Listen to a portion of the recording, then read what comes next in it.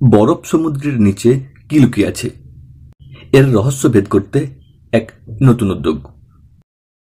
যতদূর নজর যায় শুধুই বরফ। সাদা দুধের মতো বরফের পুরু চাদরের উপর দাঁড়ালে কামড় বসায় কনকনে ঠান্ডা। উত্তর মেরুর সেই বরফের অতি পুরু চাদর অনেক নিচ পর্যন্ত চলে গেছে। এ এক সমুদ্র। আলাস্কার উত্তর প্রান্তে বিউফোর্ড সাগরের অনেকটাই বরফে ঢাকা। আর সেই বরফে ঢাকা সমুদ্রের নিচে রয়েছে এক জগৎ। সেখানে রয়েছেটা কি? সে সাগরের একদম তলদেশে কারা থাকে? কি রয়েছে সেখানে? সেখানে মানুষ পৌঁছতে পারেনি, ফলে তা এক রহস্য হয়ে থেকে গেছে। তবে রহস্য বেশি দিন রাখতে পছন্দ করে না বুদ্ধিমান মানুষ। তারা চায় রহস্যভেদ। আর সেই রহস্যভেদ করতে এবার নাসা এক অভিনব উদ্যোগ শুরু করলো।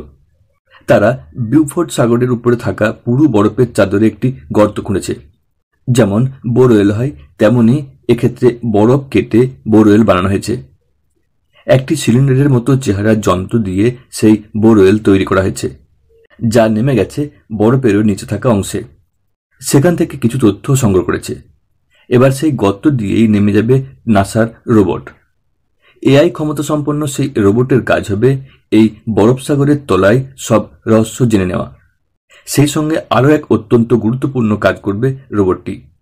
সে তলদেশে নেমে বরফ কত দ্রুত গলছে সে সম্বন্ধে তথ্য দেবে।